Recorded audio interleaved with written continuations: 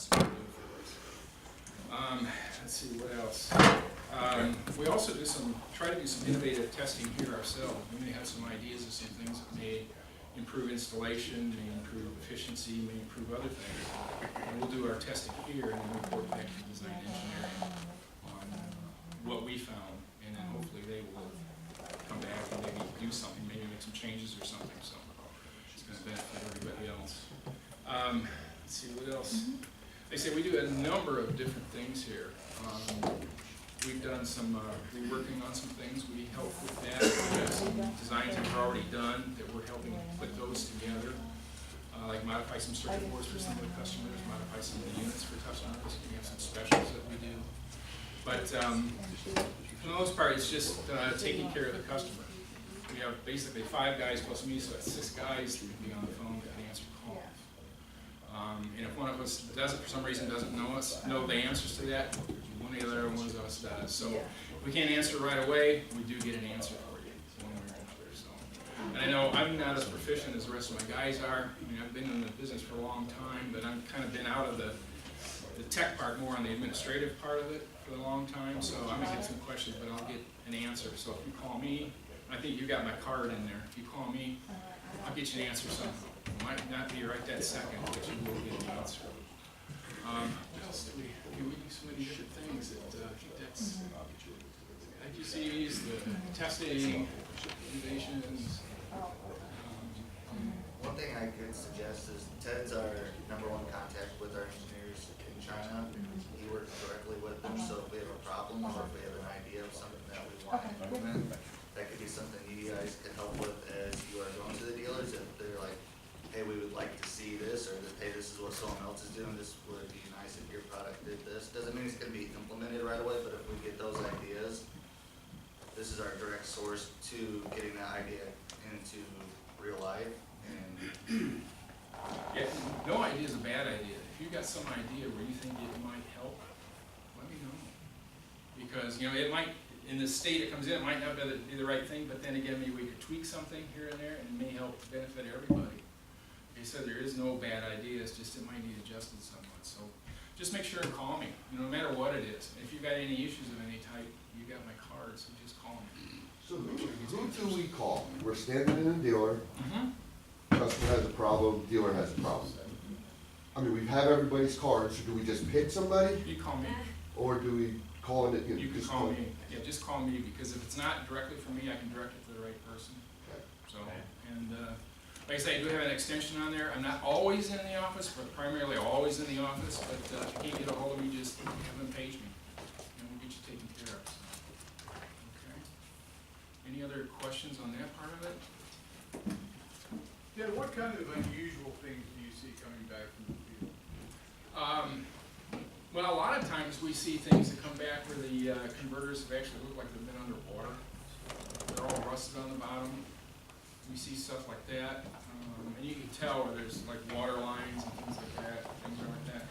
We've actually gotten with the MBAs that you saw, like this one up here. We've seen that they don't work. When you look underneath, there's a mouse stuck underneath it. So, I mean, there's just some of the things. I mean, it can be anything that we see.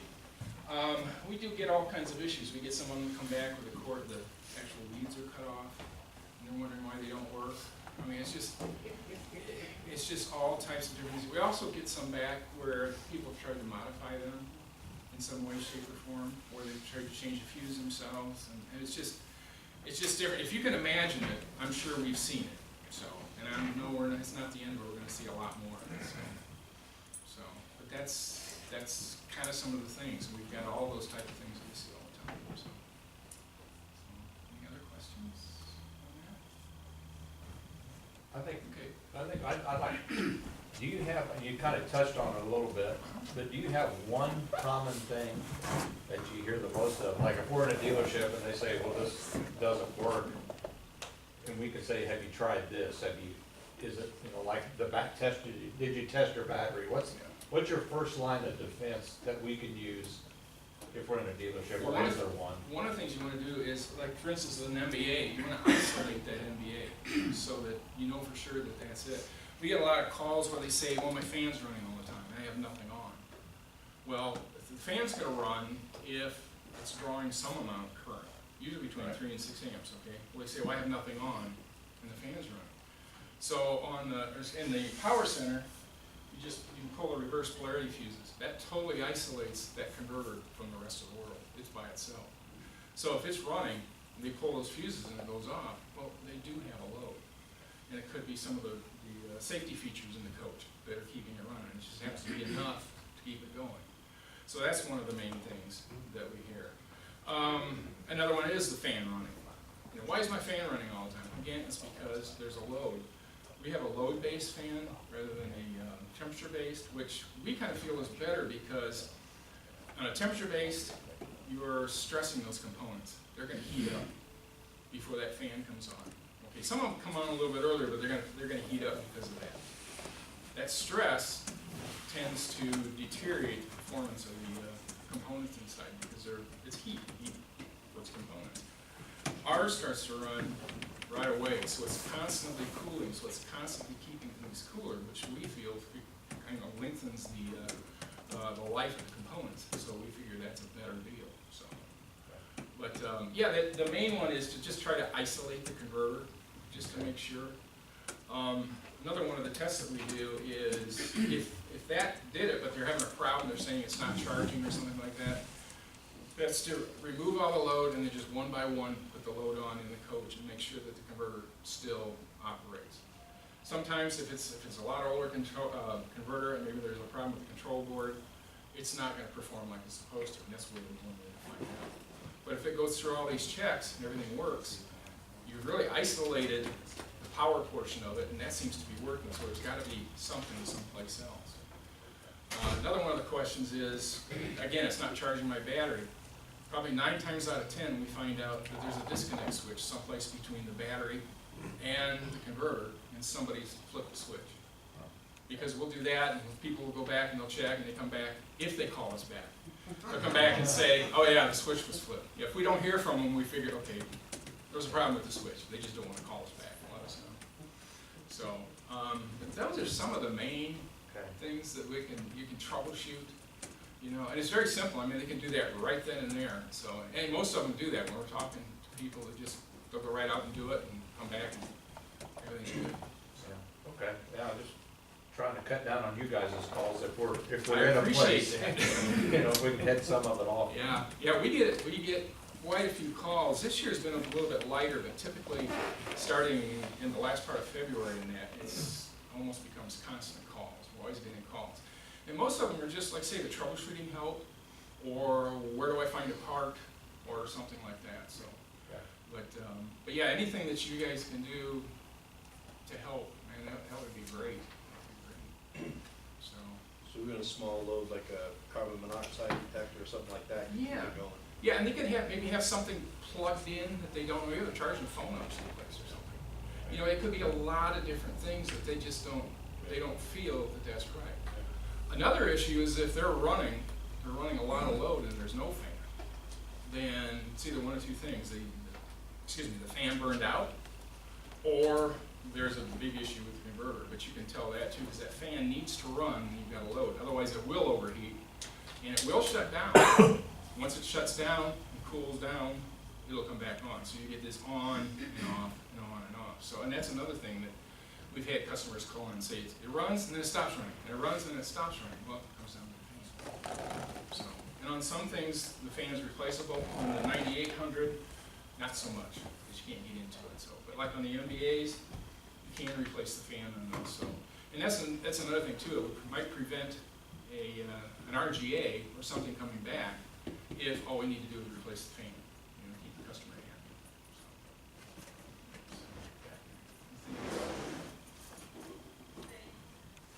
Any other questions? One thing, one of the best sales tools you guys will have in any instance when you're calling on dealers is Ted and Derek and their guys. Because they are here fielding phone calls, taking all kinds of questions, solving problems, and I don't know if our competition has anything even near that. So when the dealers say, well, why Whipcord? Why should I care?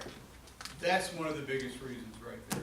the phone rings over and over and over. I hear tech support line 1 until I'm ready to jump out the window. But I know that's a good thing.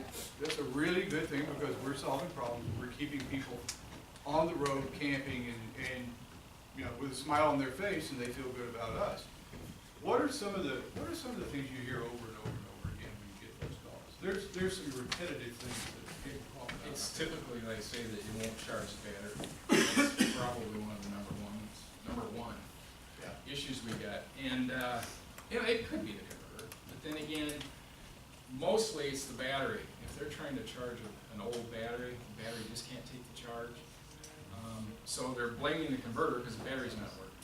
But yet, the battery may have a dead cell, may have a shorted cell, and that, when it's a shorted cell, that puts an extremely large load on the converter. So the converter's always trying to charge something with a dead cell. So they need to get the battery checked. Now, the battery shouldn't have just a load check. It needs to have a hygrometer check, which is simple. People can do that. They can go down to like a Walmart or something and get a little gauge, check each one of the cells. And I don't remember, I think it's 1.25 specific gravity. I don't remember right off the top of the head. But they check that, and if they've got a cell that's bad, well, the battery's bad. They need to change the battery. Another misconception is they go buy a brand new battery, put it in, and it's not working, it's not charging. Well, you don't really know if that battery's any good. That battery could have been sitting on the shelf in the back room or something for 3, 4, 5 years or whatever. And who knows how it's been treated. So that's another thing too, is to make sure the battery's good, make sure to check it right away to make sure everything's good in it. And then you shouldn't have any problems. But I mean, sometimes, obviously, there are problems, and we just need to figure out what it is, try to go through the troubleshooting checks with them, and make sure everything's okay. So, but that's one of the big ones. And then again, like you say, the fan running all the time, there's a reason for it. So. What's your, you do start getting really busy with those calls, how long does it take you to get back to people, especially after hours, they call in later in the day, West Coast, whatever, I mean, what's your? Those are in the first thing in the morning. We take care of those. We have a phone line or a voicemail set up just specifically for those calls. And we share going through that, take a look at those calls and drop them off the list. Is it easier for somebody just to email you? That's great too, because we have, one of the techs especially has, he gets all the emails. And as soon as he gets them, he answers them or does whatever he needs to do to get them or calls them back. So if the dealer says, you know, this is such and such dealership having an issue, can you please contact Sure. that guy? Sure. Okay, cool. Yeah, because he'll read those every day. He goes through, he's got an email list he goes through every morning and make sure all those are covered before he starts what he's doing. Do we have a dealer-specific phone number? No, it's just the general number in here, so. And guys, when I first started in September, and I came in, I sat on the phone and just listened when they were asking for tech support. The longest anybody ever sat on hold was 3 minutes, which is very impressive when you're talking about the amount of calls that are coming in on a regular basis. I've never seen any other organization answer phone calls that quickly. So, and it was consistent all day long. It was tech support, tech support, tech support. And they were constantly getting answered and getting taken, and the calls were, a couple minutes they were off. So they're answering questions and getting people taken care of right away. We say in a day when everybody's in, we have 2 techs that are the factory auditors. And what they'll do is, on alternate days, they'll go out to the OEM, go through the coaches and that, and they have a checklist of things they check. They just do a general check, and sometimes they do a load audit. So they'll go through, put all the loads on, board everything, just to make sure everything's good and that. And they do this monthly. They have a set routine, a set number of dealer or OEMs they need to see. So we're not always fully staffed, but typically on Fridays, everybody's here. So on a good week, when everybody's in, we have up to 6 techs, that's including me, that can answer phone calls. So they do get answered in a timely fashion. And like I say, if for some reason we can't get to it, it goes into this voicemail box, we pull it back out of that box and give a call. So we usually try to take care of everybody that we possibly can. Do you guys do any field service work, like at a national rally? Would you have a booth where you can do service, install, troubleshooting? We haven't done that, but I think Derek's been involved with some of that, where he's gone out to that, the frog rally. And have you been gone to the frog rally? Because you were talking about that one time about maybe going out there and helping out. We went last year, and we do, like I said, I work really closely with Forest River. We're trying to get in with some of our other OEMs in the same aspect. But Forest River, we are very close with. We do frog rally with them, so that's the Forest River Owners Group, and people from all across the country come in, and then Forest River puts up training sessions and booths of certain suppliers, and they have us come in and do a training session about our products, so they are informed on how our product functions, and just because your fan's running doesn't mean your converter's bad. So it's just giving them a little bit of knowledge to the actual owners themselves, not the dealers, not the technicians, but the actual owners of these RVs. And we also do, like I said, when we talked yesterday, I do training with Forest River, their factory people, and their dealers. I was just with Forest River last week. We were training 2 of their factories in the Goshen area. So I mean, we train from the factory level to the dealer level, and then all the way to the actual owner level, and try to get everyone informed on our products, because our products are a little bit different than some of our competitors. But Ken, we've never participated in like an FMC. Yeah, Good Sam or Good Port Sam. Sam or anything? Yeah, nothing like that. And what?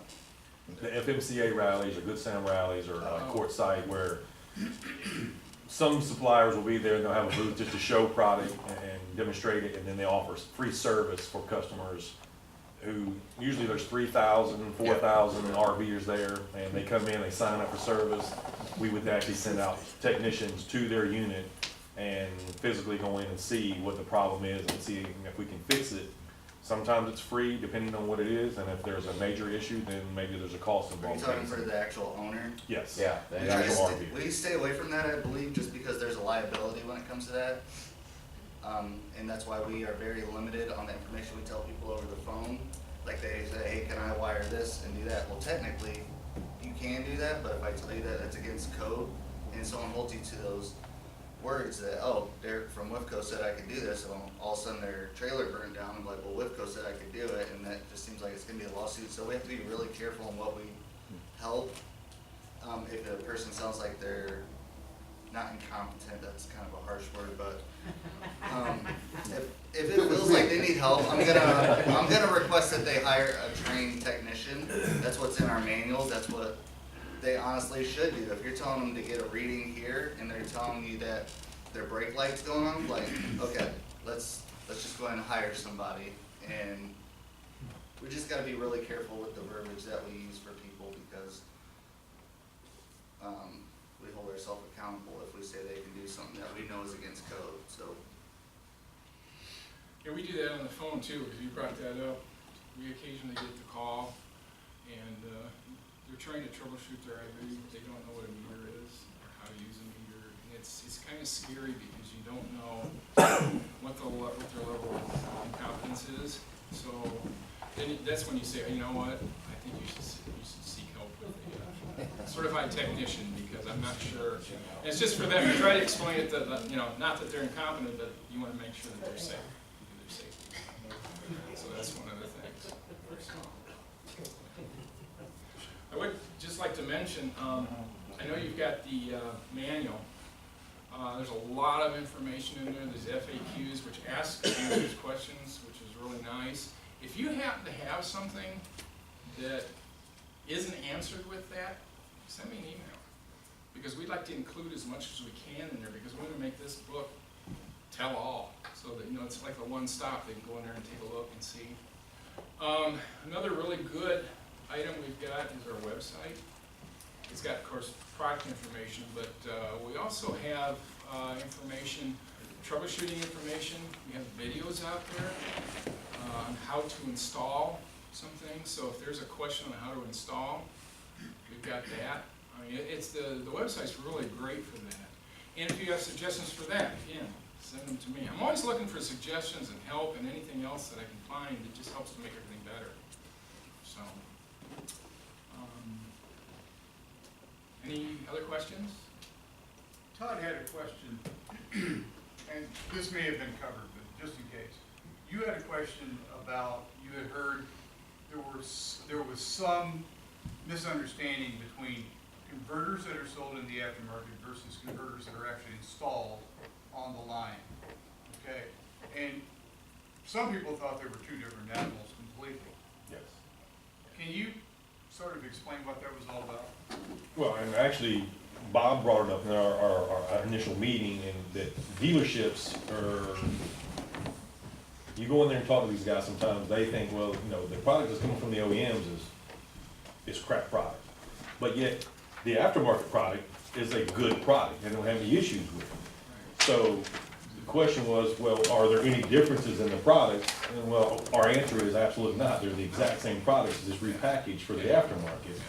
So it leads them to believe that there's an issue from the installation coming from the OEM to which. Which we find installation issues every now and then, but it's exactly the same product. It's one box that comes in, some go in the aftermarket box, some stay in the box that go to the OEM. So there's no difference between them, so. But yeah, we find sometimes that there are some installation issues from the OEM. You know, not all the time, but there are some things, you know, they'll tell us, the customer will tell us what's going on or what they're finding in that. You know, it's- What are the most common mishaps that an OEM does on installation that you're seeing coming back in here? One thing is, we have certain guidelines on where you can put like the 9800 series for air ventilation in there. And they'll stick a lot of these things underneath the refrigerator or back in the panel someplace. They'll close the panel up so there's no air. Well, the unit keeps going off and on, off and on. Well, it's going to because it's overheating. Even though the fans are running, it's instead of supplying with cool air, it's supplying with hot air. So it could be an installation problem like that. And sometimes the wiring, they don't, that's another thing, torque. They need to make sure all the wires are torqued down correctly inside that. A lot of them, it's like they place the wire in but don't tighten it all the way down so that it overheats. And we hear about that. So I mean, there's installation problems like that. Just things like that, just some general things, but yet we do hear about that. But yeah, it's the same exact product no matter which way it goes. What I just handed to everyone, this kind of goes right hand in hand with what we're talking about at the very moment. Right now, I have two guys that go out to the factories every day and they see 160 plants or whatever a month. Every plant they go to, they're giving us the purchasing agent and informing them on, we do training that will come to them to properly train them on how to install our products, how our products function, so on and so forth. But this is also something you guys can use to show the dealers, or if there's dealers, I would say within a drivable distance for me, we can offer the same thing. I think we're trying to work on seeing some of our outlining dealers as well, that we're gonna try doing some training out there as well. But if anyone has this area, I know there's Outpost RV, someone was talking about last night at dinner. I mean, there's dealers around here. If anyone like that is interested, we're more than willing to go there and do the same thing for them, do troubleshooting, just help save them time, help save customers money, and properly inform people how our products work. So you guys are more than welcome to take these, but like I said, every factory is gonna start getting these. Erica had just made these for us, and these are getting handed out to every factory, and we're gonna try outreaching, because like I said, we are very close with Forest River, but we need to get with the Jaycos, the Heartlands, and those guys, so this is just another way for us to branch out to try to inform people a little bit more. With you guys doing all these audits, is it still possible that any of the OEMs put in a inverter that's not properly sized? Would that ever be the case when the dealer gets it that? I would say they that's, change it? I'd say that's possible, because there's some, say one plant might run 3 different models.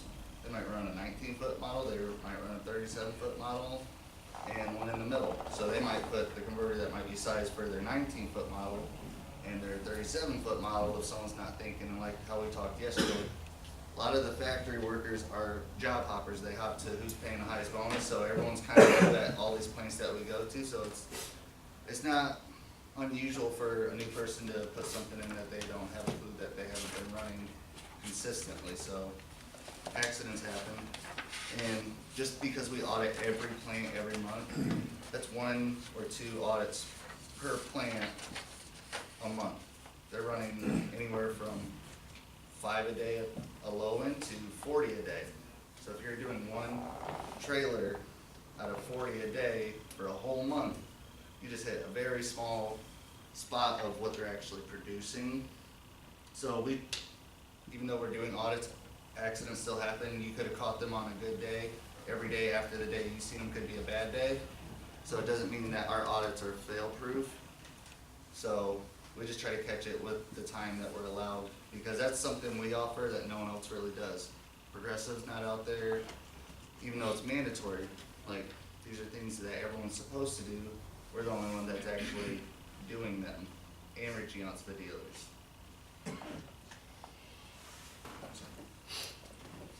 Anybody else? You keep talking about fan noise. So just how loud is this fan? Depends on whose ear is hearing Yeah, it. that's Okay. it. Out in Arizona, they don't hear you honking, telling them to get out the fast lane, so, I mean, how loud is it? No, there's sometimes we'll get it in warranty where they're like, oh, this fountain is obnoxiously loud, and we'll be sitting right next to it, and I can barely hear it. I mean, Is it my more in hearing's not proximity superb, to? but it's also not bad. It's just really who the person is that is identifying the noise and the location, like how we talked yesterday. There was some Thor plants for a long time that were putting water pumps under their bed in the master bedroom and a converter right on the foot of their bed. So in the middle of the night, if your battery's charging, that fan's gonna be going. And so that might be a little noisy just because Yeah. silent at night and you got a fan running, what the hell is this? So, and that's where the question comes in, is something wrong with my converter because my fan's constantly running? That brings us back to checking the batteries and all that good stuff. Gotcha. And the fan's a variable speed too. I mean, it's got a couple different levels. You're not drawing that much power. Fan's running, but it's not running full bore. But if you're drawing a lot of power, it's gonna go as fast as it can to try to keep up, keep it cool. Is there any of the competition that tries to claim they have like lower decibel levels with us or anything on the fans? Is that ever something they sell against us on? I don't know, but they do use a different fan profile than we use. The blades are shaped a little different. I don't know if it's quieter, Yeah, I'm not sure. but I personally don't think our fans are noisy. Maybe we should test them and see if ours is quieter. I'm just kinda curious if we get I so mean, many it would just be a selling things point. like Some that. kind of decibel number. It'd be another bullet. On some of our new products that we're after we talk here, we're gonna go downstairs for a little field trip, and then we're gonna come back up and do a recap of our converters. But on some of our new products, we have redesigned the way the fans cool. So the location of the fan actually has a lot to do with noise. On some of our products, the fan's right in the front, so the fan right in the front of the converters can be a little bit louder than maybe tucked in the back, pulling air from the back end and pushing out the front. So I mean, it's also about location of the fan on our components, and then the location of where the OEM is actually installing the converter. Because if they're putting it right on a headboard next to your face, it's probably gonna be a little noisy. And it sounds funny, but they do some weird things. I went to a horse trailer manufacturer that actually put, if you were to sit on the toilet, you'd be staring face to face with your 8955 PEC. So I mean, it'd be good if like you're trying to get two things done at once, but sometimes it's just, like we talked yesterday, they don't design an RV to where the converter's gonna go. They build the RV and they're like, where can we fit this converter? So sometimes it works for them, and sometimes it just makes no sense, and they just fit it to the only location that they can fit it in. Do we have any competitor products here that we could actually set up and put the fans on, both of them, and just let us listen? We do, but they're older models, so if we wanted to do a real test, we need to acquire a new model. Because just like our stuff changes, we're putting in new components, they're putting in new components, so if we were gonna do apples for apples, we need to get a new converter. Theoretically, if there's enough draw on that from carbon monoxide detector or whatever it is, sometimes our answer to the end customer is just gonna be, this is what it is. You've got a high enough amp draw that fan's gonna run just from the parasitic draw, the coach, or whatever it is that, Usually the parasitic draw of coach is not enough, okay? There's gotta be something else there. because what do you have? You usually have your levels of your tank, you got your battery level Right. indicator, CO detector, all those little things, and that's usually roughly about an amp or less. Your radio has a stationary or a standby draw as well, so those things together should not. Was it 3 amp? Is that what the minimum was? It's or- like 3 to 6 amps, Yeah. somewhere in Okay, that range. but it is a pretty good. So source to get it to click on, okay. So if you have 1 amp of just residual of all your safety components in your radio and stuff, Right. that shouldn't be enough, but 1 amp, maybe your battery's taking 2 amps, Right. which is barely anything. Right. But that's enough to get that fan started, so just because your fan battery level indicator says, oh, your battery's full, it's still taking 2 amps. It's, goes into debate, there's a load that is pulling that fan. Yeah, 'cause it's constantly trying to. So it's kind of a fail safe, if it's running, there's more than just something in the background, that there's a reason it's on. And again, the best way is to isolate it so that you can Right. tell, you pull everything out and it's by Right. itself, it's not running, you got some load there somewhere. It was 5.7 yesterday, wasn't it? On the 8955, we did an ITC yesterday, that was about 5.7 amps. So it's in that 3 to 6 Every range. component is not created equal, so we could take 2 8955s, they're gonna be very close to each other, but one might start at 5.2, one might start at 5.7. So nothing's gonna be identical, but it's gonna be within a very close Very range. close range of that. Take for instance, in my territory in Texas, if you had enough advance notice, would you guys be willing to come in and do training if I could bring like 30 to 40 techs into one spot?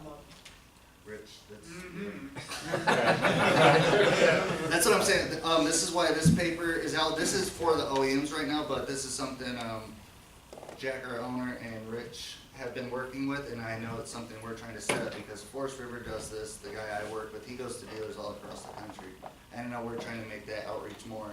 So as of right now, we're not doing that, but if we have something in the vicinity of, from Colon, Michigan, down to Airstream in Ohio, if it's within driving distance, we can do it now, I'm sure they'd let me go and just do it now and train in their facility, but I know they're trying to get some of those guys out in the outskirts that we don't get to see, so that is something. Gary, that's something we're working on, is doing some regional training sessions Okay. and doing exactly that Yeah. for dealerships regionally across the country. And we don't have dates or locations yet, but we've been talking about it. And Texas is one of the areas that we're wanting to do it, and across the country, and pinpoint some major areas that we can get the biggest participation at, like we've done in the past. You know, we can, if you want to partnership with And that's kinda what NTP we- Stag, we can use that training center in Dallas. We're talking about partnering with another vendor and doing it. Been doing it as a road show, Yeah, keeping them our, out. our baby version of a road show. Right. Okay.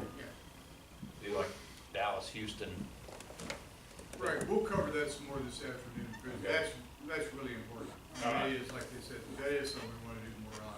That's So, that's on the agenda. I know we kinda got off track here a little bit, but we're trying to keep that for this afternoon, so we get back on. all right. We'll talk about that later. Anything else? Well, like I say, you've got my card, you can email me, it doesn't matter when you email me, a lot of times I'm doing emails after I go home, so if you have like a question like that, usually get an answer in the morning, right, or maybe that night, so. Just anything, you got any types of questions, anything that you hear from anybody, I'd like to hear it. Okay? Thank you. I guess. Thank you. We'll take a field trip downstairs and get everyone up, stretch your legs real quick.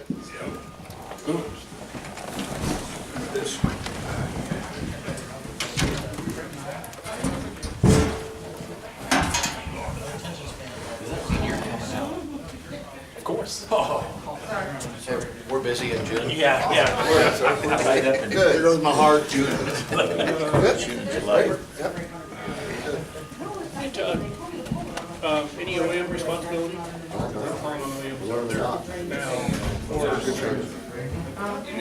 He's brought up a few, Heartland, seen Heartland week after next, and You guys have all that. River, and then there's some small ones, but they're regional, we see Northwood. And they call us all the way.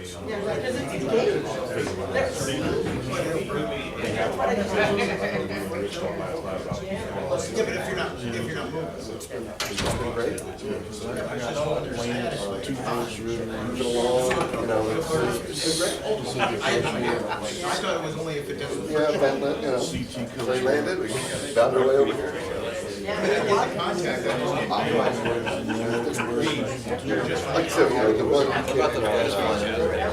On the few of us who came in on Sunday, that was just purely because I am on 5 a.m. late. You know, and, so. No, it looks like Northwood and I have an Outback, I know that you're not. Yeah, we have to look at the name.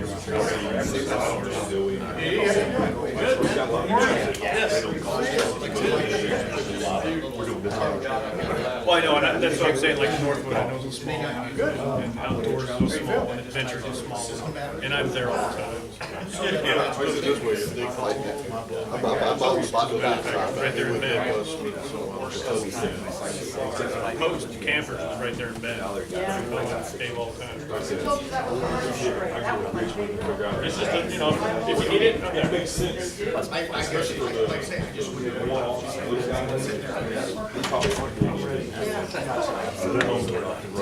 You know, this glamorous travel life we don't get to lead.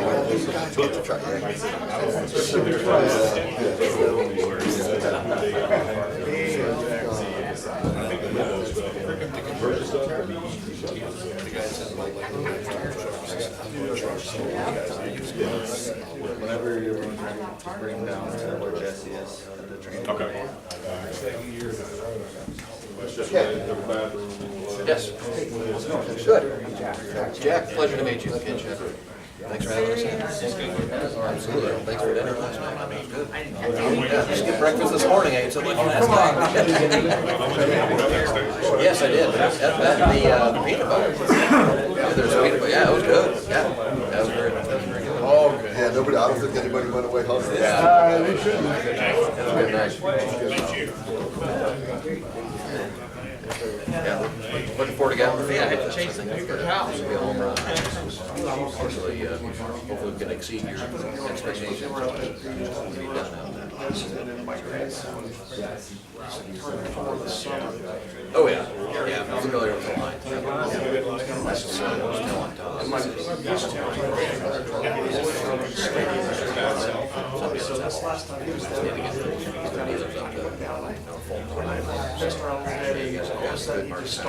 Just playing with me, it's hitting symbols and so I was like, okay, now he's not scared. It's on.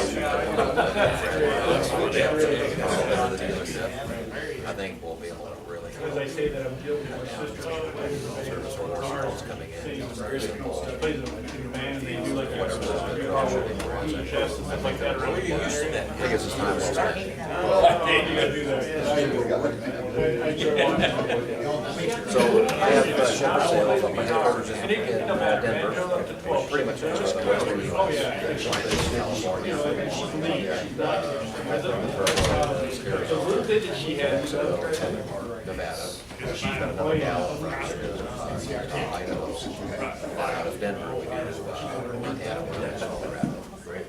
So, yeah, so we've been, my grandpa started in 1979.